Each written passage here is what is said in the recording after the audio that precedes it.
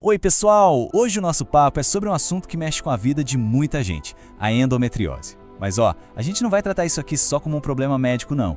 A gente vai encarar como uma jornada, sabe?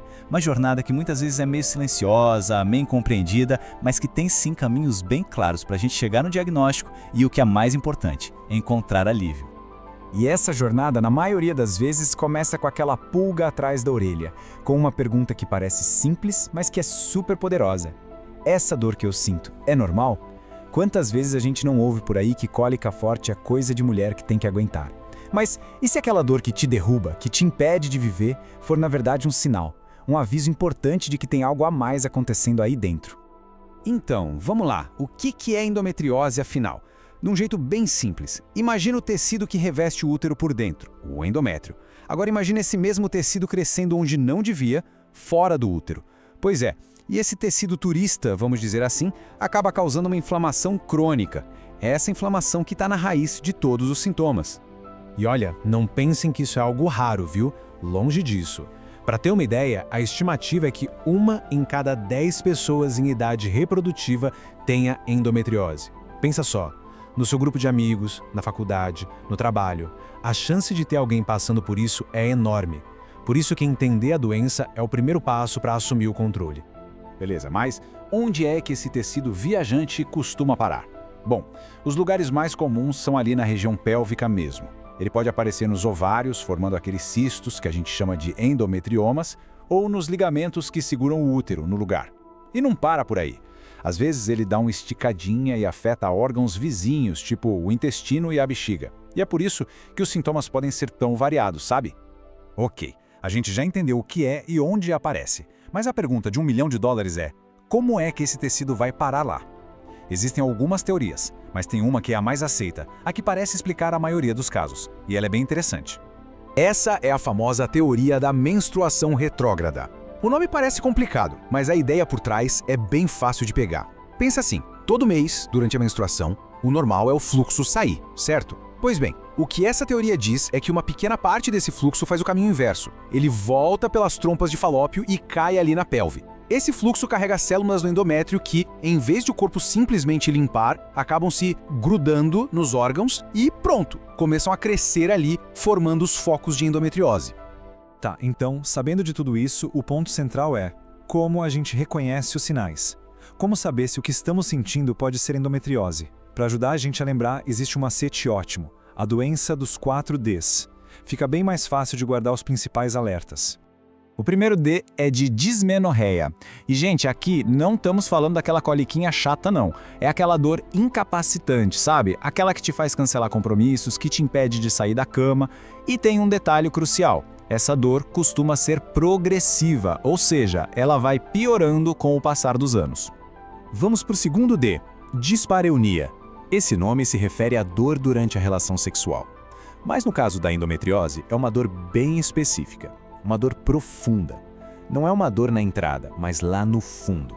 Isso acontece porque o movimento pode encostar nos focos da doença, que estão inflamados, super sensíveis, e aí a dor é aguda. Agora, o terceiro D, que é a dor pélvica crônica. Esse aqui mostra que o problema vai além do período menstrual. É uma dor que não tem hora para aparecer, sabe? Não tá ligada à menstruação. É aquele incômodo constante ali na região pélvica, no pé da barriga, que parece que nunca vai embora. E chegamos ao quarto e último D, que é um dos impactos mais delicados da doença, a dificuldade para engravidar. Aquela inflamação toda que a gente falou, as aderências, tudo isso pode bagunçar a anatomia da pelve e criar um ambiente que não é muito amigável para a fecundação acontecer. A estimativa é que até metade das pessoas com endometriose pode ter algum tipo de desafio para engravidar.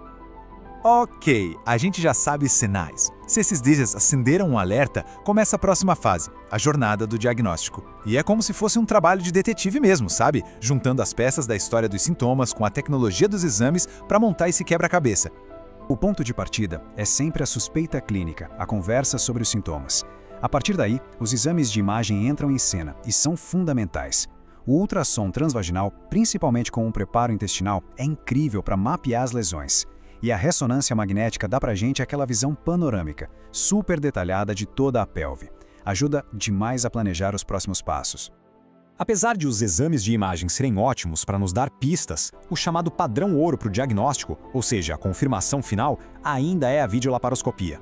É uma cirurgia, mas minimamente invasiva, em que o médico consegue olhar lá dentro da pelve com uma câmera, ver os focos da doença com os próprios olhos e até tirar um pedacinho para confirmar na biópsia.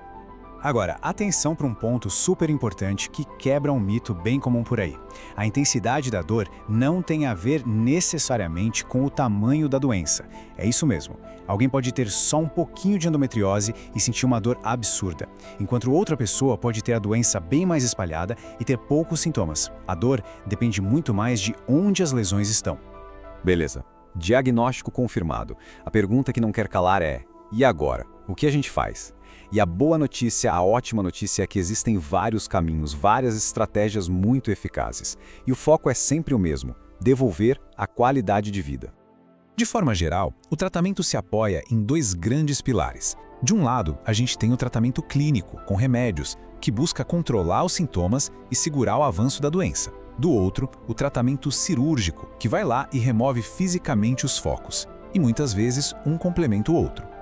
A lógica por trás do tratamento clínico é bem inteligente. A gente sabe que a endometriose gosta de hormônio, ela responde ao ciclo menstrual. Então qual é a ideia? É basicamente colocar a doença para dormir. A gente faz isso usando hormônios para bloquear a menstruação. Pode ser com pílulas de uso contínuo ou outros remédios. Com isso, os focos da doença murcham, atrofiam e a dor vai embora. Mas e a cirurgia? Ela não é para todo mundo e nem sempre é a primeira opção, viu? Ela fica reservada para alguns casos bem específicos, quando a dor simplesmente não melhora com os remédios, quando tem cistos grandes nos ovários, quando a doença está tão avançada que chega a obstruir o intestino ou as vias urinárias, ou em alguns casos de infertilidade. E aqui vem a parte mais importante de todas. Não existe uma receita de bolo. Não tem um tratamento que serve para todo mundo. O melhor caminho é sempre aquele que é pensado para cada pessoa, levando em conta os sintomas, a fase da vida, os objetivos, seja querer engravidar ou simplesmente o desejo de viver sem dor, o plano é sempre 100% personalizado. E com isso a gente vai chegando no final, mas com uma mensagem que é pura esperança. Porque viver com endometriose não precisa ser uma sentença, de jeito nenhum. Na verdade, pode ser um convite para a gente se conhecer melhor e tomar as rédeas da nossa própria saúde. É muito importante ter isso em mente. A endometriose é uma doença crônica. Pensa nela como diabetes ou asma. Não tem aquela pílula mágica que cura para sempre, mas tem sim muito controle. E com tratamento certinho, com acompanhamento médico, é totalmente possível silenciar os sintomas e ter uma vida plena. E o principal, sem dor. Então, se tem uma coisa que eu queria que ficasse dessa nossa conversa é o seguinte: o diagnóstico de endometriose não é um ponto final. Pelo contrário, é um ponto de partida. É o começo de uma jornada de autoconhecimento, de tratamento e, acima de tudo, é o começo da retomada de controle sobre o seu corpo e o seu bem-estar.